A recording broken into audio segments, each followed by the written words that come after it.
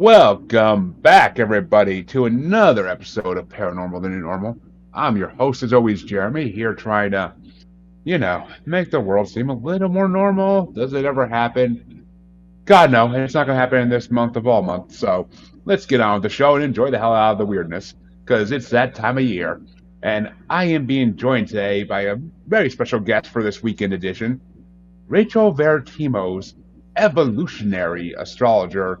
Yes, we've had a few of those on, but they're always fun to talk to, so I always invite them on as soon as I see them. How you doing today, Rachel? I'm doing great. How are you, Jeremy? Doing all right. The battle of the bronchitis is finally close to over, and I can podcast without coughing my brains out anymore, so it's a great day. But start off, though, same question I ask everybody on this show. What made you walk down this spiritual path that you walk on a daily basis now? Oh my God, so many things. So it's really the fact that my personal development journey started when I was 9. I was like an obese 9-year-old who begged my parents to let me go to weight loss camp, and I did lose the weight. And ever since then, I just became obsessed with transformation. But finding easier ways to transform, because my first transformation took 16 years of me obsessively researching food and my body and all these different things so I could have a normal body weight. And I took the much more mental, logical, realistic approach, looking at all these different studies and things like that. And really, the magic started happening in my life when I stopped looking outside of me and I stopped looking for answers from everyone else, and I started using astrology to find answers within myself. And so I usually talk about astrology a little bit differently. I don't really talk about it in a way where these things are just going to happen to you and I'm extremely specific in my predictions. I look at astrology as energetic currents in the sky, kind of like a current in the water, right? And you can either jump in a current. I think of like Finding Nemo, how Nemo wanted to get home faster. And so he jumped into the current in the ocean and it brought him to Australia way faster than if he were to swim on his own. And the way I discovered to use astrology like that was, what was it, like 5 years ago? I got my first birth chart reading. I didn't know what I wanted to do with my life. I had just spent the first like 20 something years of my life studying nutrition, thinking I was going to be a nutritionist.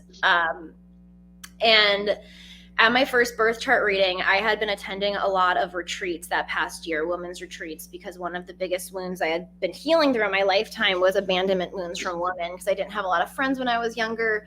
Women abandoned me. That's why I was so motivated to go to a weight loss camp in the first place.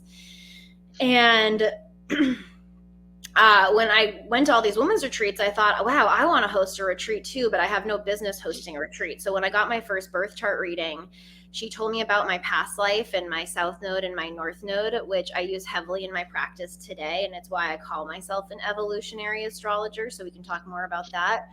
But basically, your South Node is your past life and where you come from. And she told me about my past life. And the way she talked about it made me feel like I had hosted retreats in a past life. And so I took what she said, because she said I was returning to a past life, which happens when you have a nodal reverse return. And I decided to host a retreat, even though I had never hosted one in my life. And in 1 month, I filled my first retreat with 14 people. And it was one of the most magical things that had ever happened in my life. It felt like I had quantum leaped. And it was only because I used the astrology to hold my hand as I went into the unknown. And before that, I would have never guessed I could have hosted a retreat. I would have never had the confidence. I had no business hosting one. And then after that, I just started using astrology to give me those kind of insights and inspiration. And I became obsessed with it. And it's how I actually became an astrologer, was through following the astrology. And now I say I use astrology to hop timelines every 3 months, because I truly believe you can change your life if you hop into the currents and the flow of the astrology.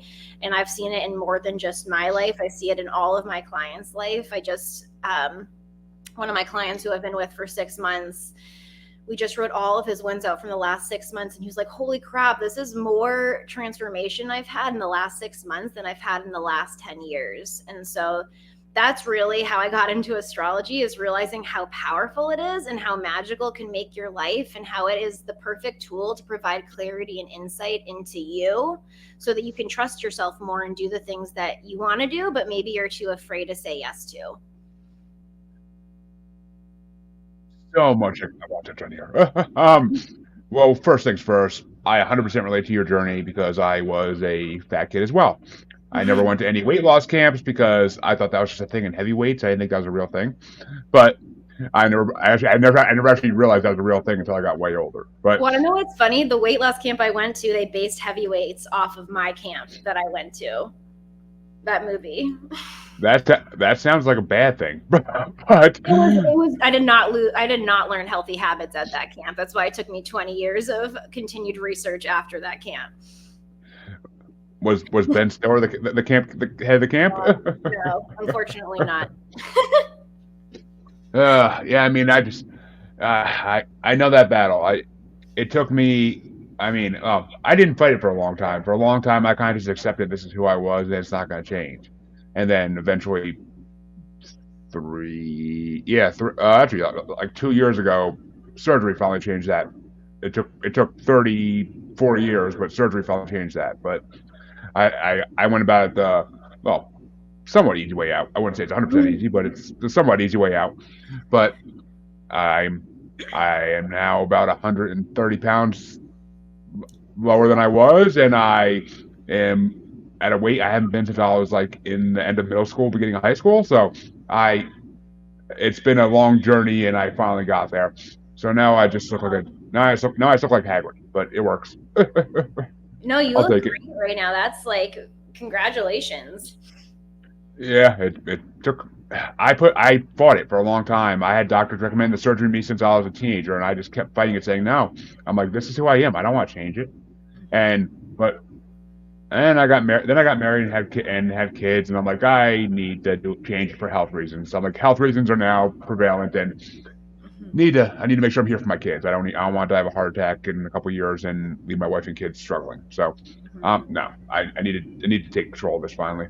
So I actually was supposed to have it back in like 2019, but then COVID pushed it off, and then my insurance pushed it off, and then years later it finally happened. But it was a battle. It was a battle, but I respect the battle, and I respect that you did it on your own. That's freaking something I never could do. I never, even as a kid, I never wanted to put that much effort into it to try to stop it. My parents tried everything they could. My mom took me to Weight Watchers and all that crap, and it never freaking, none of it ever stuck. I didn't want to look at myself as different. That was always the thing. I didn't want to see myself as different. I look down, and I always say to this day, I look down, I still see the same person I've always been. Like I look the same if I look down at my body in the morning before I get in the shower. I look the same. Other people can see the difference. Other people can see the difference. I can't. I've always been blind to how I look. Yeah, So it's just I've one of heard those that a things. lot. Like, I used to have really body dysmorphia. I had a lot of eating disorders after the weight loss camp, and I could never tell what size I actually was. And that was part of like what I really healed after 20 years, was realizing, oh, I just needed to connect more to myself and trust my body, because it's almost like I couldn't see myself, and maybe you can relate to this, because I felt so disconnected from eating versus my body. Like, I was more so controlling my eating and making diets versus being like, body, what do you want? And trusting that my body wouldn't like blow up if I gave it what it wanted. Um, and so, yeah, I really relate with what you're saying. I think a lot of people can relate with it. It's yeah. I mean, I've guested on a lot of podcasts that are specific about weight loss battles and journeys, and it's it's a very common topic. It's a very big issue, especially in America. It's a very big issue, and I mean, it doesn't help that reality TV also glamorizes shows like My 600 Pound Life and My 1,000 Pound Sisters, or whatever the hell it is. Like, I can't watch that garbage because I'm just like, I don't want to watch this. Why would you put this on TV and embarrass these people? Like, why would they agree to be embarrassed like this? I mean, it's for the money, obviously, but why would they agree to it? Like, it's just, I don't get it. I don't. You could never pay me when I was younger to go on TV and talk about being fat. It just no, you couldn't pay me enough. It wouldn't to embarrass myself like that. I wouldn't do it. But well, yeah, well, this show is not about that, thankfully, because it wouldn't have been running as long as it has been if it was. But astrology, however, though, we've had a few astrologers on here, and I've actually had an astrologer read my birth chart while on the show, and birth charts are very, very accurate, and it's kind of scary how accurate they are to who you are. Like everything he said, I was like, oh my god, how does this thing know me so well? Like it's kind of creepy. Yeah. Yeah. Like I couldn't get over it. Like I couldn't get over how much a freaking chart about where the stars were where I was when I was born could predict everything about me. It's just ridiculously creepy, and I get it. I get it. That makes sense, but it just to me is creepy.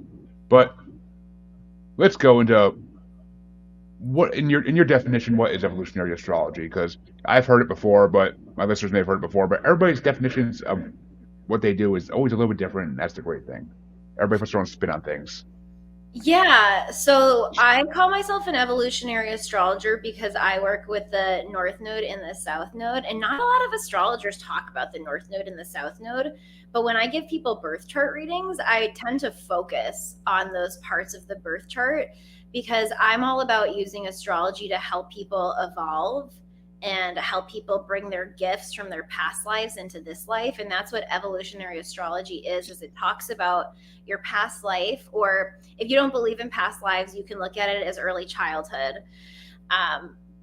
It talks about the energy, like where you came from, and how that's actually the gifts that you've brought into this world. How the energy, wherever your South Node is, the sign in the house it's in, is where you've mastered. You've spent many lifetimes doing this. Conversely, the North Node is opposite of the South Node. Wherever your North Node is in your chart, it's like you're a newborn baby in this lifetime to that area of your life, to this energy. And so I look at your North Node as your North Star. The more you go and try to embody that North Node energy, because it's so far out of your comfort zone, the more everything else in your life works out and you start transcending your chart, and you can grow from the lower vibration of your chart to the higher vibration of your chart and really create like limitless possibilities in your life. And I look at every placement you have in your birth chart as something that has limitless possibilities within it. And it's why I actually look at myself as a different astrologer, because I don't just like, I'll never give a recorded reading to someone, and I'll never give a typed out reading. I like my readings to be a co-creative experience where I tell people the energy and then they reflect on how it fits into their life with their own intuition. Because in that way, I found that astrology really connects with people and allows them to trust themselves and what they want more, as opposed to me telling them who they should be and what they should do. It's like I give them the general flavor, and then I'm like, you tell me how you fit into that, because that's how you connect back to yourself and build that trust in yourself. And so whenever I give readings, I teach people to embody more of that North Node energy, because that's out of their comfort zone. It's going to help them grow and evolve, hence evolutionary astrologer.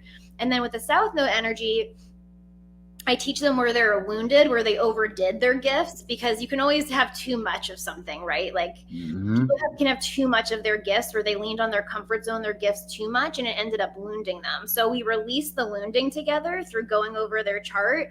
And then we talk about how they can keep embodying this North Star so that they grow and evolve in a fast-paced way in their life. As someone who was a fat kid, yes, you can get too much of one thing. That's 100% true. To the kid in me that would sit there watching a Godfather movie while eating 2 bags of marshmallows, yes, like 100%, you can get too much of a good thing. You can get too much of the comfort you want. But it's good times. But Jesus, I'm surprised I didn't go into a diabetic coma. I really am. But Totally. amazingly, my blood sugar was always good. I honestly think I'm some kind of miracle, because I don't know how the hell my blood sugar's always been good. I used to eat the worst foods imaginable. Wow. Well, I mean, I belief in, like, if you think you're okay and you don't think it's going to be that bad for you, I believe that can keep you afloat, you know? Yeah, yeah, well, But yeah, that's what happens when you live down the street from a general store and your parents leave you home alone. But oh yeah.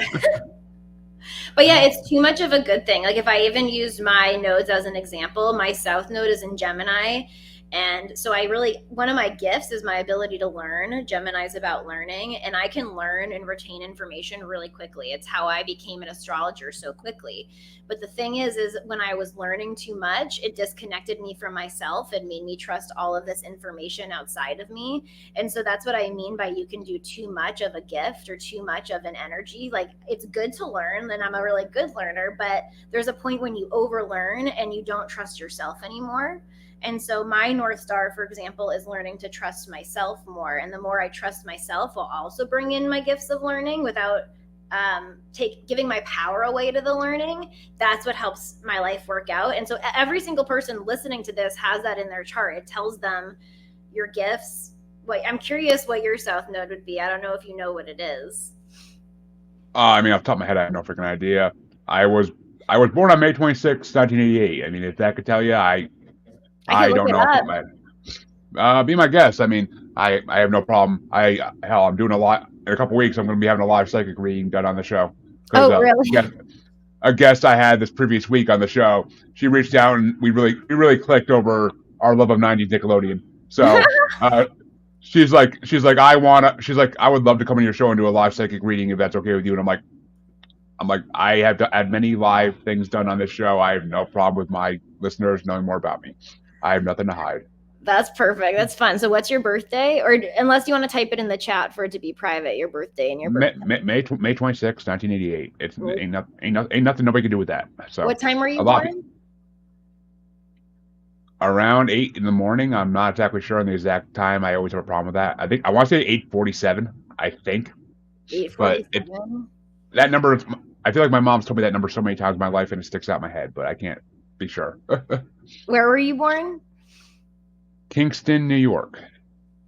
Oh, Kingston, New York. You weren't Kingston. Oh yeah, I'm not a Massachusetts native. I migrated up here about 8 years ago now.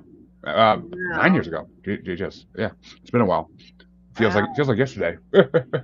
But yeah. So, oh wow. Okay. So yeah, you have a Virgo South Node. So you come from a place of potentially let me see where your Mercury is.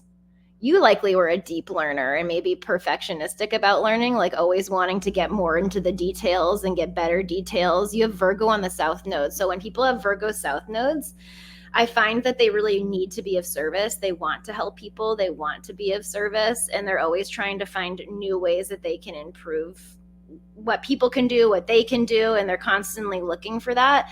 I find Virgo South Nodes to actually be very, where'd your chart just go? Very hard workers when it comes to other people. And they really want to master things.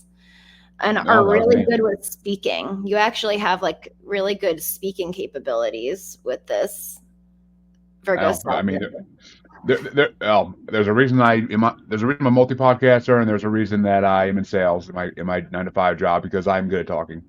yeah. And so you're also very in the material realm and very practical, but your North Star is to be more spiritual. So you've probably become more spiritual over your lifetime. Typically people are obsessed with the energy of their North Node, even though it's out of their comfort zone. So for you are really heading towards more of a spiritual approach to life, being more surrendered, not needing to be so perfectionistic, but having routines that keep you healthy, or having routines that make your day-to-day easier while also surrendering the rest and not needing to be overly rigid about things. Yeah, I mean, 100%. I mean, that was this podcast for the last 2.5 years has really done that. It's pushed me to be. I was always anti-organized religion from a teenager on. I was atheist and agnostic, and then now I don't even know what I'm still agnostic, but I still like to name. I don't like to name things. But I am spiritual now because I have talked to so many people over 260-ish episodes over the last 2.5 years that my beliefs have changed on a weekly, monthly basis, based on what I learn and what they tell me. So yeah, I mean, 100%. That would make sense if my North Node is to be spiritual, because that's the way it's going. I've tried so many different types of spirituality practices because of people I've talked to. and I've tried to let go of control. I do like routine. It's always been a thing. I like routine, but I've been trying with kids and a wife. You really don't have that much routine, so you try to let go and be more relaxed with just going with the flow sometimes. Yeah, it almost like forces you to surrender. It actually makes so much sense that you have one-on-one guests on too, because that's also part of your North Node, is exploring different spiritual belief systems with guests one-on-one. That's hilarious. Well, look at you. You're doing your North Node proud right now. What can I say? I mean, it's like I said, birth charts are freaking creepily accurate. It's just, it always is. And I mean, it's actually funny because I haven't had my birth chart read now in probably 2 years, and that person was not an evolutionary astrologer, but so he focused on a different type of thing, kind of, but a little different. But so, see, folks, birth charts are eerily accurate, eerily, I will say. But and the fact you can find all that out by just so little information. I mean, it's mind blowing. Why can't people accept this as like everybody should be getting this done as a regular practice so they know what to go for? I mean, but people are ignorant and don't want to admit there's other things out there that can help them. Yeah, I think what it is I do think in some senses astrology has gotten a bad name because of how people have used it. Like I think that I hear a lot of people being say to me, I want to get a birth chart reading, but it's hard to like weed out who's a charlatan and who's not a charlatan. And you know, I only I don't think a charlatan can really exist in astrology if you use astrology in an empowering way. But I can see why people would call someone a charlatan because some people are highly predictive and they're like, well, this is going to happen and it's just going to happen exactly that way. And like they try to do exact specific predictions. And I do think, like I said in the beginning of this podcast, that takes people's power away and can actually lead to a more toxic use of astrology. And I'll even give an example because I used astrology in a super disempowering way for a lot of my life, which is why I got really into the evolutionary astrology and understanding it in a different way. But like I used to go on astrology apps, and I'm curious if you can relate to this. And I would use the horoscopes and the information on there as reasons why my boyfriend would break up with me and we won't last, as reasons why this might not work out. As you know what I'm saying? I would use it as a reason why something bad could happen, or why I'm not good enough, or why I'm going to be stuck this way forever. And so sometimes I think when we just get readings and someone's not having a conversation with us about it and they're just telling you how it is, I think that's what's given astrology a bad name, because it's people who don't know you telling you things about you and not giving you any wiggle room Well, to be anything else. it's the same as well. Okay, twofold answer here. Mm-hmm. It's the same as any spiritual practitioner. And people have right to be weary because there have been a lot of charlatans over the years. As I've said in the show many times, I was brought up in the 90s. I was told, never go waste your money on the psychic at the carnival. Never go waste your money on that little house on Main Street that has psychic readings in big bold letters on the front window. I was taught not to waste money on those things because they're all fakes and they are just trying to make a buck. So it took me a long time to accept that these things are real. Even when I started this podcast, I still had a lot of misgivings and a lot of skepticism. It took me a long time to actually see things happen after I got readings and see everything play out the way they said it was going to play out. I'd be like, and just looking people in their eyes when you talk to them about this, like maybe it's something with me where I can sense that, but when I look someone in the eyes when I'm talking to them, I could tell they're not lying to me. I could straight up tell that nothing they're saying is false. And at least in their belief system, nothing they're saying is false. They believe they're truly doing what they do. And I can see that they are doing what they do. I can see it. I can sense it. So, because I am an empath, I've been told apparently. So, I never knew that until a couple years ago, but I apparently am. So I can sense things like that.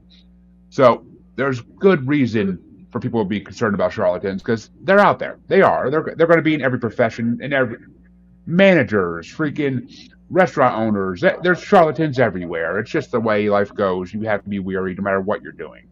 So I sympathize for those people. I do, but. And what the fuck was the second part? And yeah, I mean, and yeah, there are people out there who are, and yes, you want to know if I can relate to that somewhat. I'm going to age myself here yet again because when I was in my early 20s, I used to every day at the pizza place I managed, I used to sit there and read the newspaper and look at my horoscope every day. And then, oh, I'm gonna lose money today. I'm not gonna make a lot of money today because my horoscope says so. I am gonna get turned down by this girl I'm asking out today because my horoscope says so.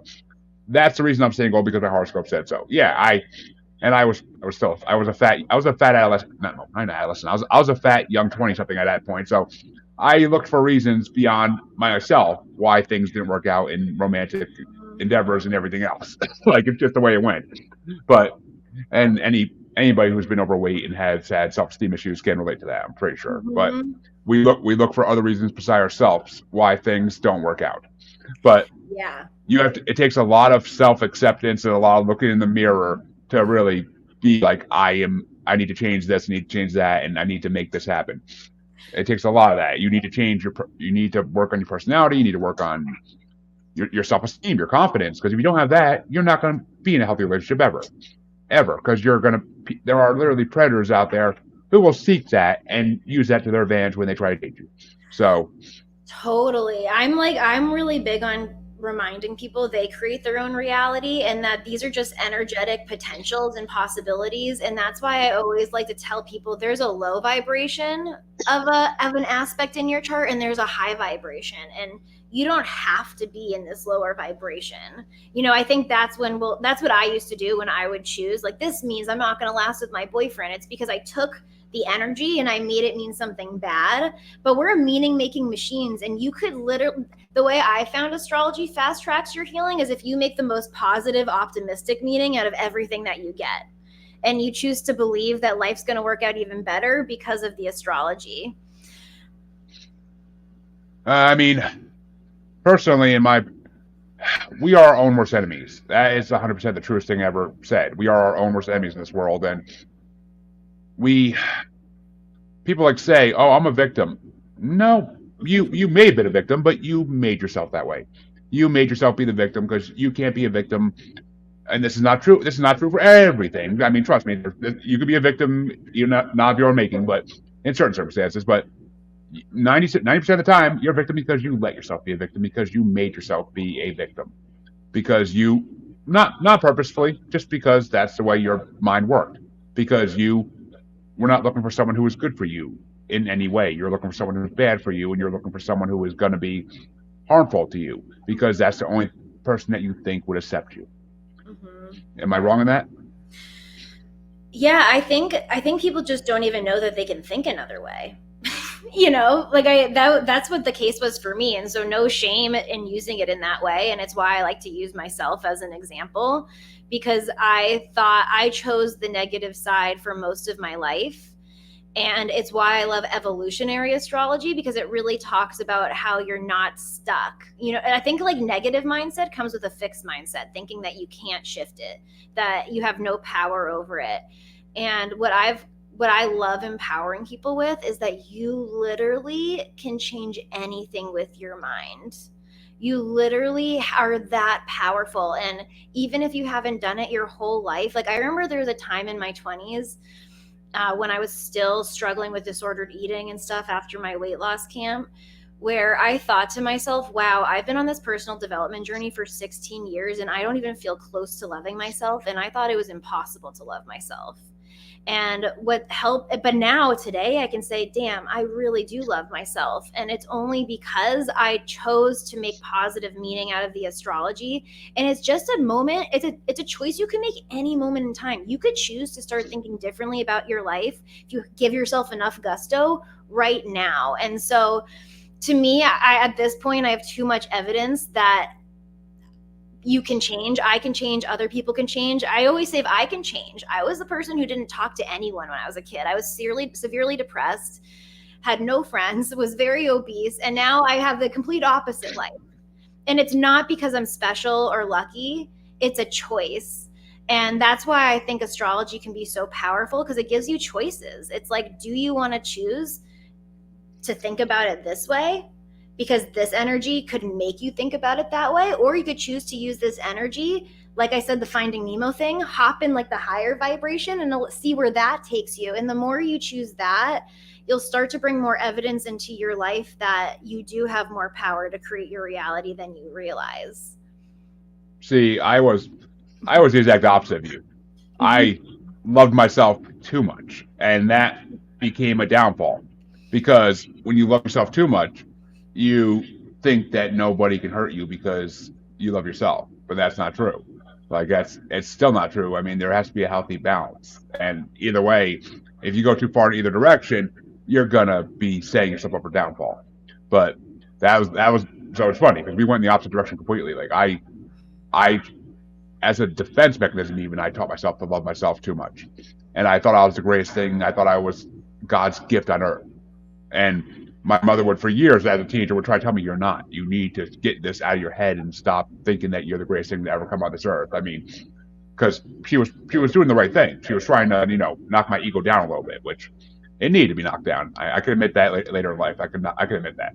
Hell, my wife to this day still says I need to knock my ego down a little bit, but it's just sometimes you can't change who you are. And I mean, you guys, well, whoops, myself, but you guys watch the warning signs. There's warning signs for all of this. It's the universe, it's fate. They're trying to warn you.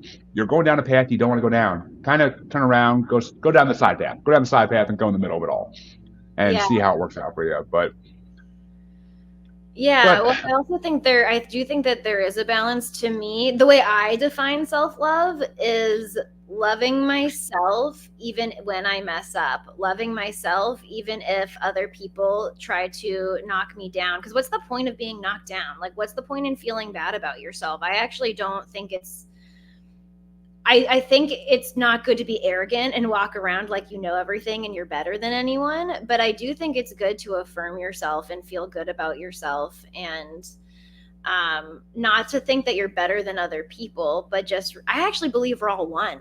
Like, I believe that when you love yourself, you also can love other people more, because we're all, I really believe we're a reflection of one another and that we're all connected. At least that's been my experience in mushroom journeys and plant medicine journeys.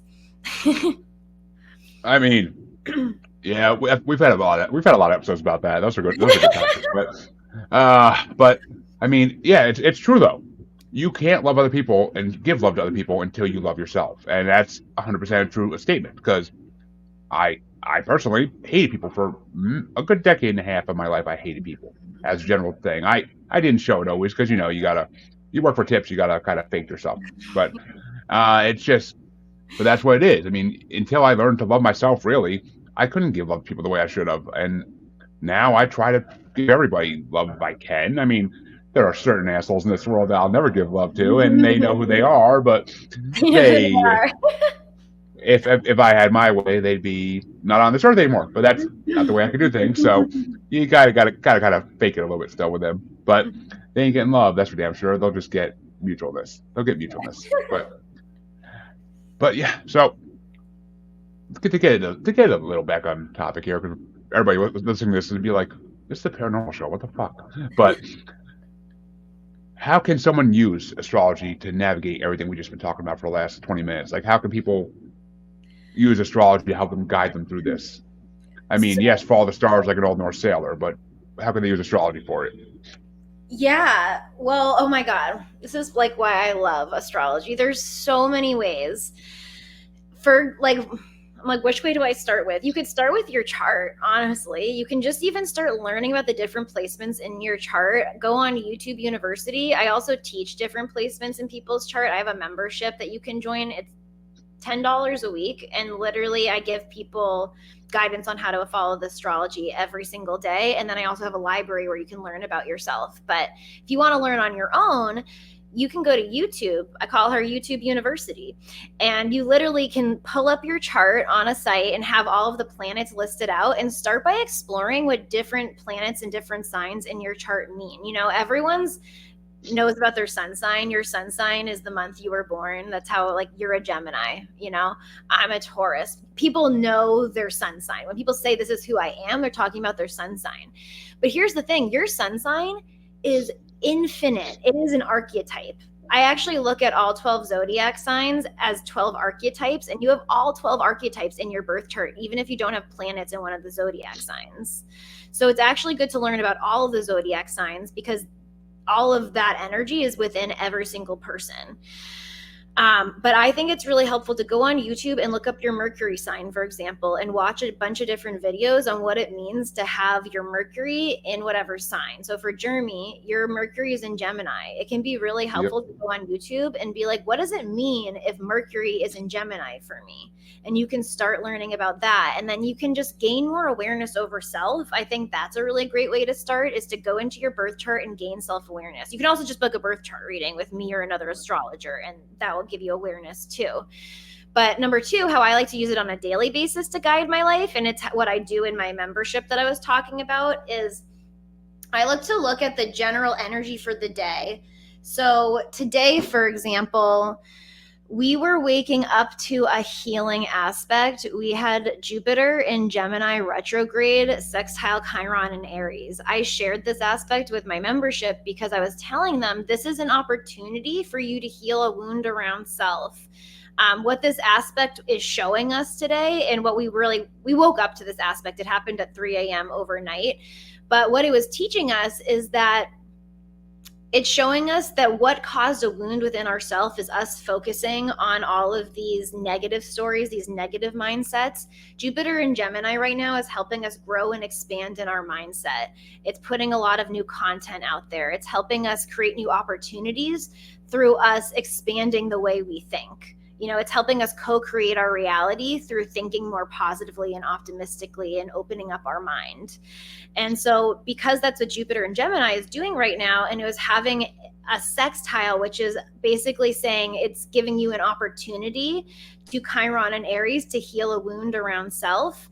When you know that, you can spend today using that energy. You could be like, okay, let me gather all of the evidence that makes me feel bad about myself and put it here.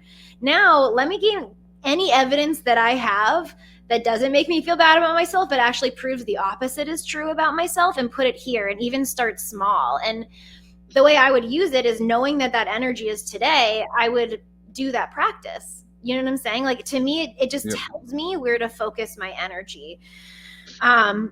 I have healed really deep emotional wounds within relationships with my partner, for example. We've been together 7 years, and there was this one time we had a horrible fight, like one of those fights where you're like slamming doors and walking away from each other. Mm-hmm.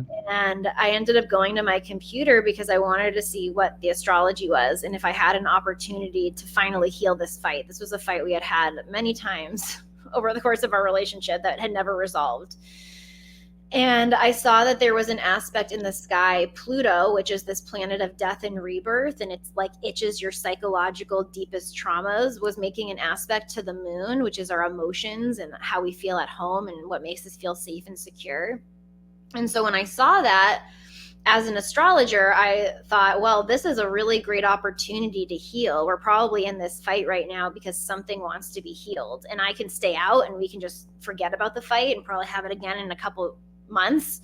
Or I can go back in there and I can just shut up and be quiet and listen to him and see if I can use this energy to our advantage. And so I went back in there and I shut up. I said, you just talk and I'm just going to breathe. And I was getting triggered left and right over what he was saying. And I was just breathing because I knew the opportunity that we had. And after about 15 minutes of him going off, he ended up crying about something that was so unrelated to us. This whole fight came down to the fact that he was processing his dad having died when he was 23. And he had one of the biggest cries around his dad he had ever had. And that's like one of those moments where I realized, like, wow, knowing the astrology helped me shut up and not continue the fight and helped us come to an actual resolution around the fight. And we've never had that fight again. And so to me, that's what astrology does. That's what I do when I work with people one-on-one. It's what I do in my membership, is I'm constantly telling people that the astrology is not just happening to you. These are the opportunities in the sky today. And I also don't believe in like obsessing over the astrology every single day, but I do believe it's good to use if,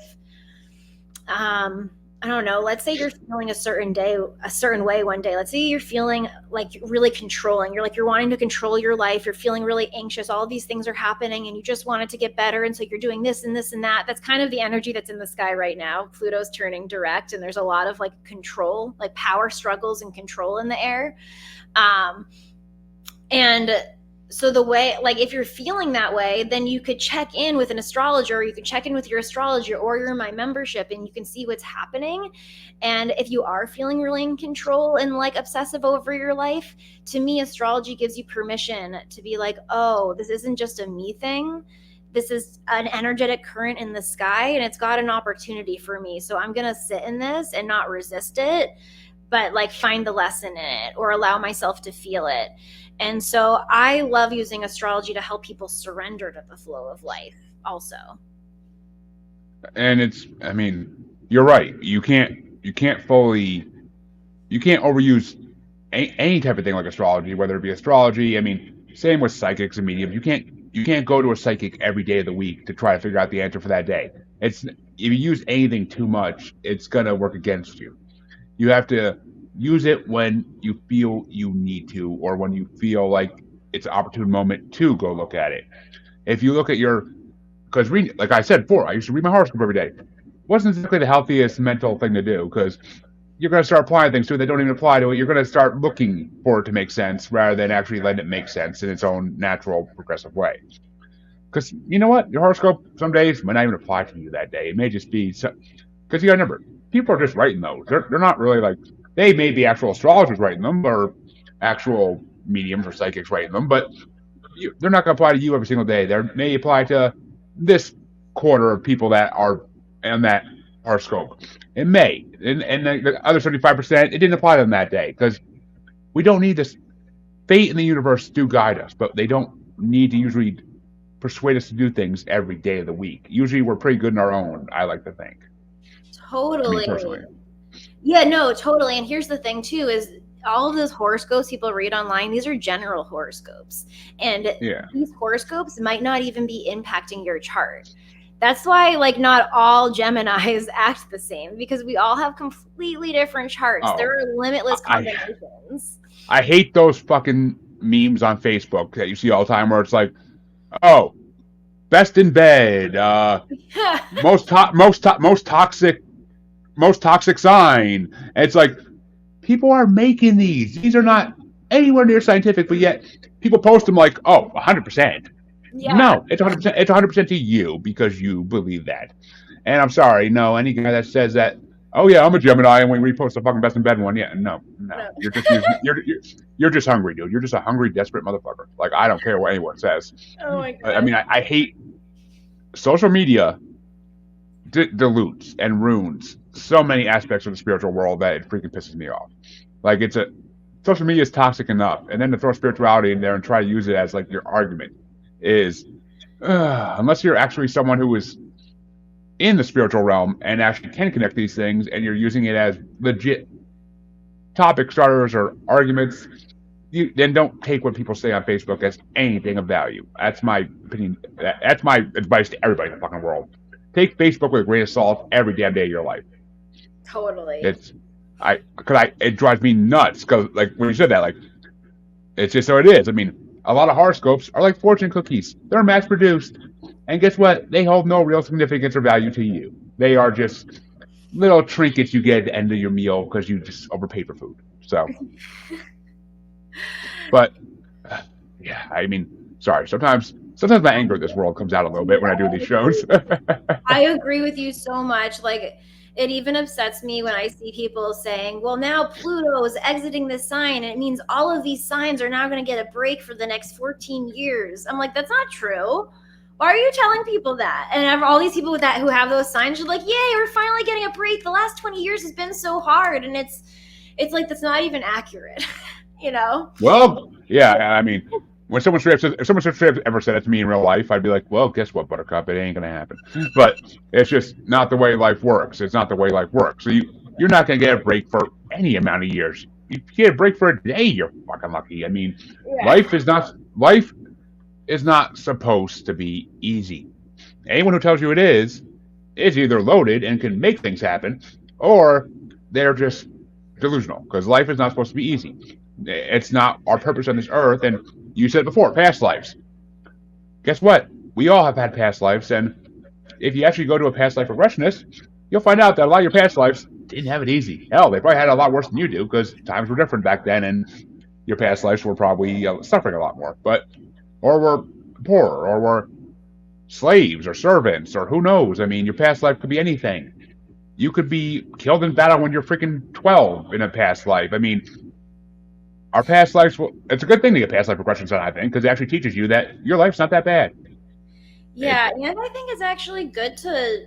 I'm weird where I think it's a good thing to go through hard times. You cannot appreciate the good things in your life without going through things, and I think about that often, how if everything was just good all the time, we would take it for granted. exactly. I mean, I mean, they've done many movies and TV shows about this, but it's the same as when someone who has a lot of money for their whole childhood and in their 20s finally gets cut off by their family because they're making bad decisions. And they realize how hard it is without money. I mean, it's a perfect example of it because just because you had things good for a long time doesn't mean they're always going to be that way. I mean, oh, look at P. Diddy now. He's learning the hard way. He's learning the hard way what and things aren't always going to be good because of decisions you make in life. But I mean, it's just the way it goes. It's the way it goes. And you're right. Hardship builds character. A lot of comic strip and television dads have said it, but hardship builds character. It really does. If I didn't go through my parents divorcing, if I didn't go through being bullied my whole life for being fat, I wouldn't be the person I am today. I wouldn't be as strong as I am today because I wouldn't have had to go through it. I would be weak and still being manipulated by people because of it. I you need to build that you basically need to build that spiritual shell around your body where you can have basically almost like an invisible force field where things are not going to get you as easily as they did when you were a teenager in your 20s. Like eventually you grow up. Eventually you grow up and you learn that you need to have a shield because the world's not an easy place to live in. Mm-hmm. Totally. But well, actually, yeah. How can let's talk about this for a second. This actually is a good conversation we should have. How can people in the spiritual field already use astrology to open up their psychic senses? Oh, yes. This is one of my favorite topics. So, I actually believe that astrology, the way we came to all of these conclusions about it, were because we were mapping our human intuition. We were noticing things that were happening in our lives. We were noticing how we felt, and then we were noticing what was happening in the sky. And we were constantly mapping how we felt with the configuration in the sky. And that is how you tap into your intuition and open up your psychic senses. So we're all psychic, but we've been taught not to use it and practice our psychic senses, because if you think about school has been all about, oh, study this and research this and regurgitate this, and it hasn't been about connecting to what you actually feel. We've been very disconnected from the right side of our brain, from more abstract intuitive thinking. And so the more you follow astrology, the more you start to notice, you can tell what aspects are going on in the sky. So, and the more you understand astrology, the more you can intuitively read people. So I talked about how there's 12 archetypes because there's 12 zodiac signs, right? Like there's Aries, Taurus, Gemini, Cancer, the list goes on. And each zodiac sign is like a personality, it's an energy. So if you meet a bunch of Geminis, you can notice a similar energy to them. If you meet someone who is a Cancer, you can notice a similar energy to them. So the more you get in tune with what that energy feels like, you can then feel into a person and whether they have that energy. It's why I'm always so curious what people's birth charts are after I meet them, because I'm like, I feel this in you and I want to see if I'm right. Like I want to see if I have that correct. It's kind of similar to how when you know someone really, really well and they have a certain energy to you, a certain vibe to you, and then you meet someone else and you're like, you remind me of my best friend, or you remind me of this person. That's you using your psychic senses. You're taking an archetype, an energy that you know very well, and you're feeling it in someone else. And then what that does is it gives you information about that person. And usually you're right. You know what I'm saying? And so that's how astrology works. The more you understand the 12 zodiac signs, the 12 archetypes, and you start to notice how they play out in different people, it it makes you more psychic. I have a girl in my membership who, she made me so happy when she said this, but she said since she started following the daily energy reports and noticing how her day lines up with what I said, and noticing what the different energies feel like, what the different zodiac signs feel like. She said she went online and she pulled up a list of celebrities and she was guessing which one was a Scorpio. She was going through each celebrity and guessing. And she said after a couple minutes, she was getting like 90% guesses correct. Just from getting in tune with that zodiac sign and that energy, she could look at a list of people and take the energy she felt from that sign and see that it was like that she was correct, like they were a Scorpio. I did that too at a music festival I went to. There was this astrology workshop. I wasn't hosting it, but I attended obviously because I love astrology. And they were going around and having everyone share their sun sign. And before people shared their sun sign, I was guessing. And I guessed like 80% of the time correctly before people said their sun sign. And so that's how it connects you to your psychic senses, is it helps you understand different energies, and then you can, once you get used to that energy, you can see it in different people. And here's the other cool thing: once you get used to what like a transit feels like, for example, like I've gotten really good at knowing what the planet Uranus feels like in the sky. It feels like electricity in your body. It makes you feel very anxious and jittery. And there was a night like a month ago when I woke up at 3 a.m. and I knew the moon was in Taurus and it was going to come to hang out with Uranus at some point. And I woke up with that buzzing energy in my body at 3 a.m. And I thought to myself, that feels like the planet Uranus. I wonder if Uranus is with the moon, because they're both in Taurus right now. And I went and I checked my astrology app and they had just come together. Like literally that exact aspect that I woke up and said it felt like had happened.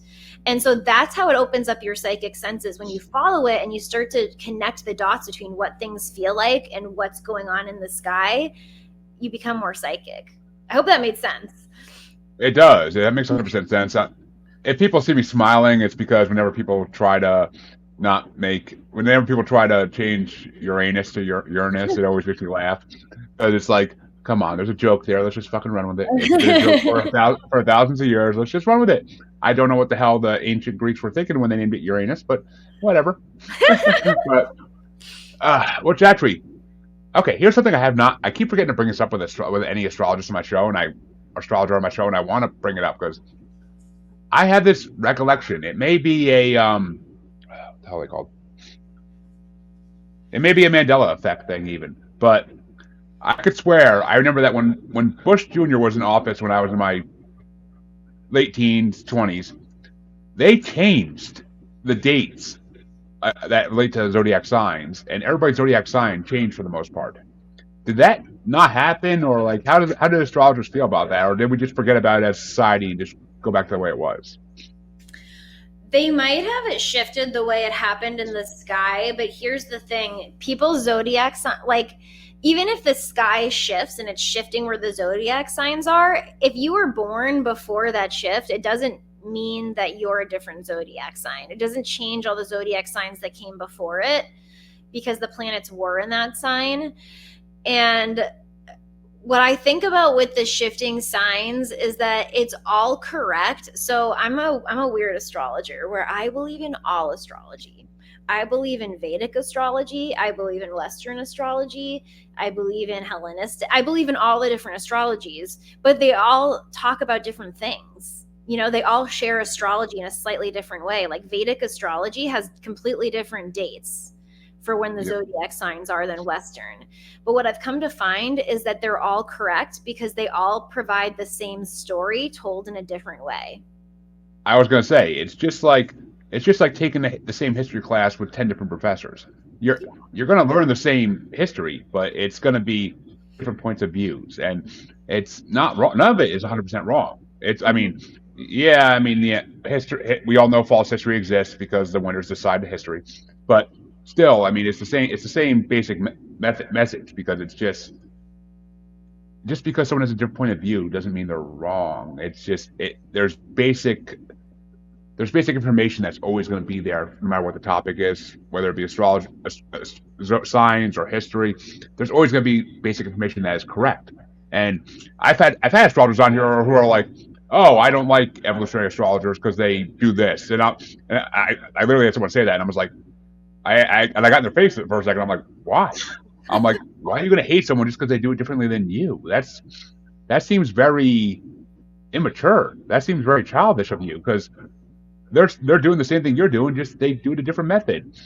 I mean, you can get the same answer in a math problem doing it 5 different ways sometimes. So Yeah, why, as long as you get the right answer, why does it matter how you got there?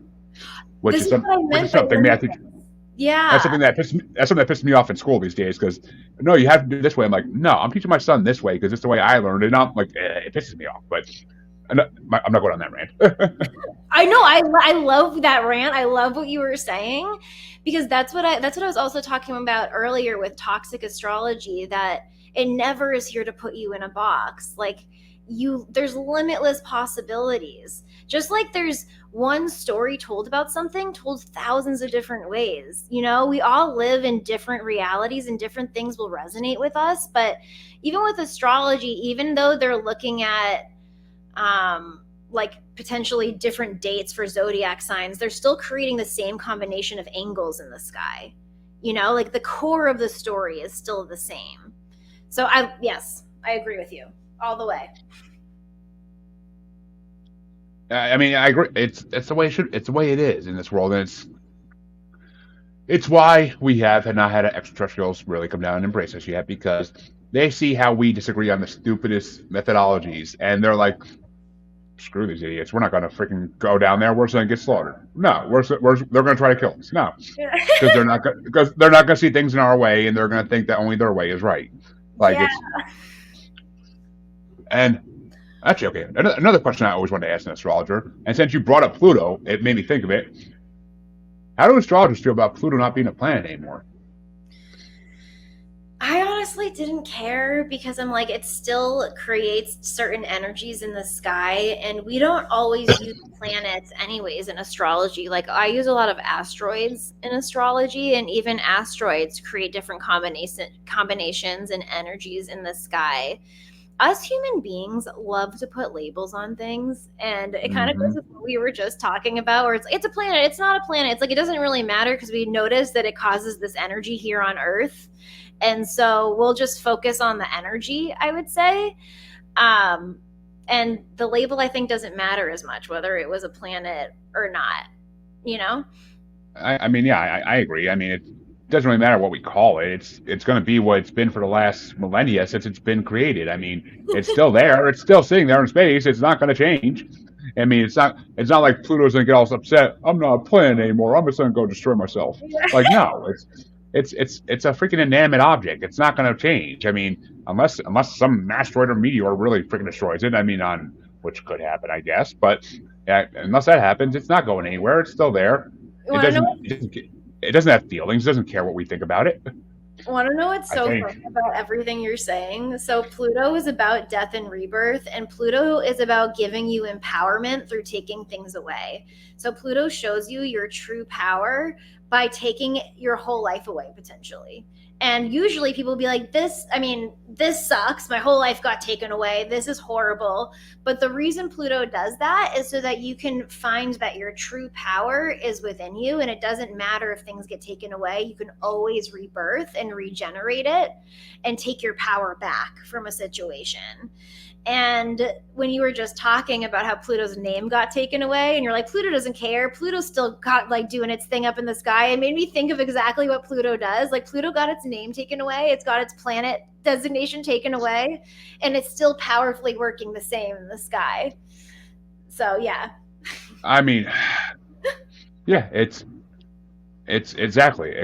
I mean, it's and death and rebirth are very important parts of life because just like just like a butterfly or just like Gandalf the Grey, sometimes you have to die and be reborn as something else, as Gandalf the White, to really become who you're supposed to be in life. I know I probably had about 4 or 5 metaphorical deaths and rebirths. I mean, I didn't really die, thank God, but I part of me did, and I got reborn something better even. That's why I'm with this podcast. When I started this podcast, I was at a low point and I wanted to freaking have a rebirth of sorts, and this podcast did that. Anybody who knew me before this podcast will tell you I'm a different person completely since I did this podcast. And 260 episodes, something can't be wrong. So, Wow. right there. And I will say, and actually, okay, but before I forget, there is a song by a band called Avantasia called Stargazers that I think you would really connect with. I'll listen to it. I'm down. Because it's been in my mind the whole time you're talking. I'm like, everything she's saying is making me think of this song because I host a music podcast too, so I always have music in my head. Like I always have like things always relate to music to me somehow. But definitely check it out at some point. But well, folks, I hope we gave you an hour of very enlightening conversation and things that made you think and things that make you maybe change your life a little if you need to. If you need to, I'm not telling anybody they need to change your life because that's not my designation. But I want to thank Rachel for coming on. It's been an amazing show. Where can people find you? Where can they find your services? Where can they find everything about you if they want to look into you? Thank you, Jeremy. I had such a great conversation with you. I love your perspectives.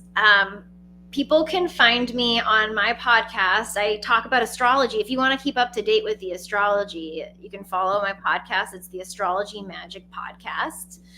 And I've been told that I teach astrology in a way that's very digestible and understandable. It makes it so much more simple because it can feel complicated for a lot of people. Mm-hmm. And then I also have a YouTube. It's at Astrology Life Magic. You can go check that out. I am now off of Instagram. I actually followed the astrology for myself and decided it was time to leave there. So I'm not on there anymore. But you can find those two places. And then I put the link in my pod match. So I don't know if you have that, Jeremy, for my free Activate Your Joy 7-day challenge. And I basically teach you how to fast track healing around you feeling joyful in your daily life using astrology and mindset techniques that I use with astrology.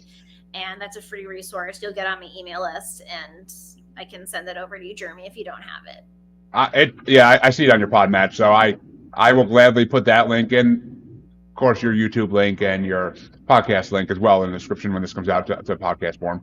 And it'll be all in the YouTube video as well once it's released in that form. But folks, go check it out because astrology really can help you. It really can. Like we said earlier, don't rely on it like a crutch, but it can help you if you use it sparingly and when you think you really need it. And I mean, check it out every day. Why not? It's something fun to check out. I mean, it may actually boost you that day and make you have a feeling, have some energy, have some happiness that day that you didn't think you could have. Just by seeing something like that, just by something telling you could have a good day, can raise your morals. So, hell, it's not a bad thing. But for all my listeners and watchers, you know where you can find me. If you don't, I've said it about 150 times now, but shame. But check the outro. It's all there. It's all there. I'm not saying it again. Or watchers, it's been the bottom of the screen for an hour. You silly folks. But come back tomorrow morning. We are doing another Halloween special bracket for all those listeners who love them, and a bunch more of those this month as well because it's that month. And I have a few more interviews this month. I actually think we're a little light in interviews this month, but I got a lot of them in backlog for the hiatus coming up. So I'm slowing down the interviews because I gotta have a life somewhere outside of podcasting once in a while. But I want to thank Rachel one more time because it's been amazing talking to her. And everybody else, enjoy the rest of your Saturday, wherever you are, however late in the day it may be where you're watching. Enjoy it. It's windy and cold here a little bit, but it's supposed to be nicer later today. Enjoy it because tomorrow's supposed to be nasty from right here. But then again, that could change. Astrology will tell us tomorrow what tomorrow's going to bring. But have a good one, everybody.